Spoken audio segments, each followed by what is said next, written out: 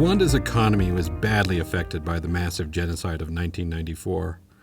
Industrial plants and other businesses were affected by the loss of both material and human resources. The first 3 years after the genocide saw 75% of factories affected return to production by 1997. Continued efforts have greatly improved the country's economy and its stability. Currently, the investment climate is very positive, and Rwanda ranks at the top in the region with a major increase in private investment. There have been a number of reforms, including government institution reforms that took place, and that's why the establishment of the Rwanda Development Board came in. And the idea of having RDB was like a one-stop center that can facilitate investment promotion in this country. Any positive result from the private will definitely impact, in one way or another, the economy of the country and the life of people. So we are stakeholders anyway, on the positive or the negative side. And that's why strengthening that relation with private becomes so critical. Rwanda's economic sector is currently driven by mining, construction, energy, agriculture, agro-processing, hospitality, and tourism. These sectors contribute over 90% of Rwanda's annual income.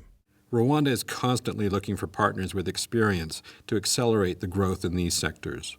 So far, Germany has provided more than 700 million euro, and one of the key pillars of our cooperation has been the area of technical and vocational education and training.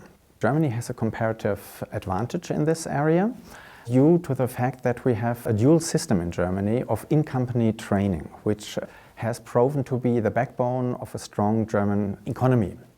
Agriculture has always been the staple of Rwanda's economy.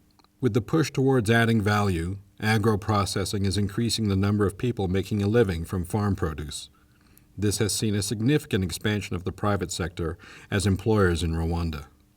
The mission of PSF, one is effective advocacy for the private business and create a vibrant business community.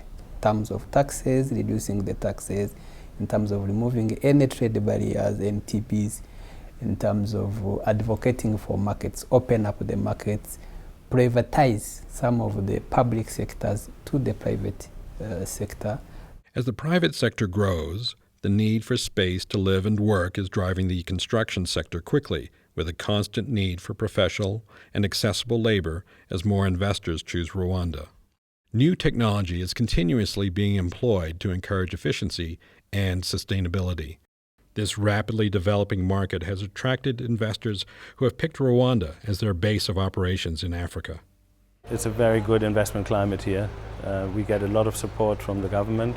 There's clearly a large demand and not many local solutions that can also be upscaled. So when we talk about mass production and quality, the same quality that we can provide here, that is, I think, the main issue. With new technologies being introduced in TVET, training has to happen quickly and, many times, on the job. We had international trainers coming from Germany to transfer the know-how to local trainers and set up a straw tech training center at the Nyanza TVET school. 14 students finished and graduated, and we've hired the first 6 of them, so they are now working here in our factory. Nari mfite nyine ubushomeri murabizi na mu buzima busanzwe ariko ubu ngubu nshobora kwikemura ikibazo cyose. All these sectors together engage a majority of the population, but a large number need to be transitioned from basic agriculture to the other sectors. The hospitality industry, for example, still needs chefs, cooks, waiters, service personnel, and technicians to take advantage of the growing tourism and conferencing activities in the country. Rwanda is striving to become a middle-income country through a knowledge-based, private sector-driven economy that stimulates job creation. Technical, vocational, and education training plays an important role in this strategy. As TVET falls under the education system in the country, there are 3 important aspects that we keep trying to improve. One is really providing access to as many Rwandan, particularly youth, as possible. But at the same time, we need to raise the quality of provision of education, all forms of education that we provide.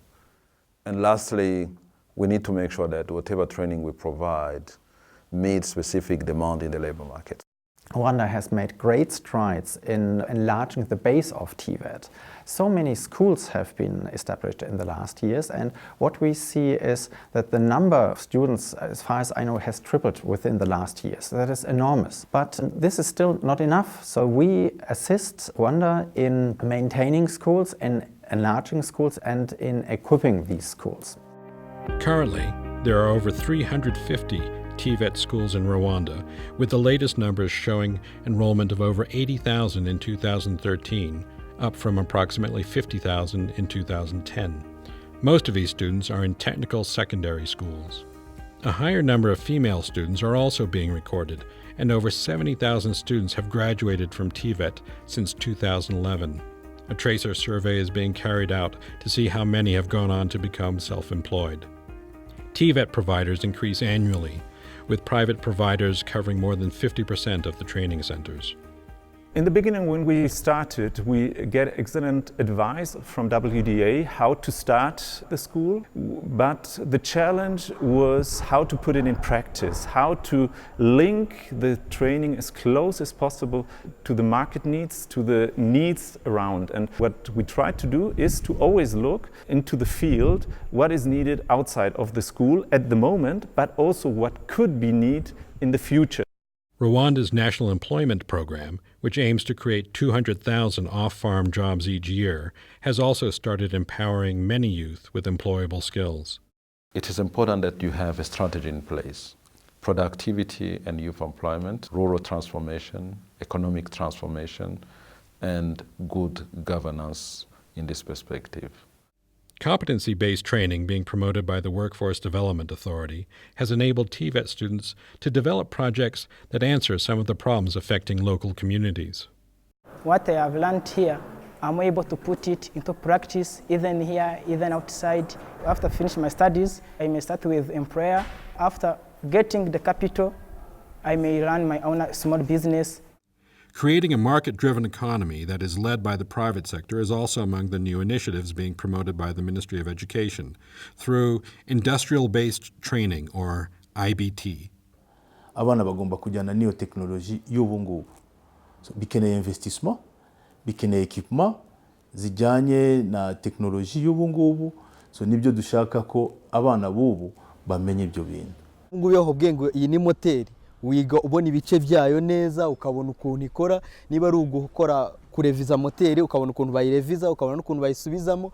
Nyuma y'ubumenyi mbonera ahangaha genda teganya kuzagenda nkashyira mu bikorwa ibintu nabashije kwigira ahangaha.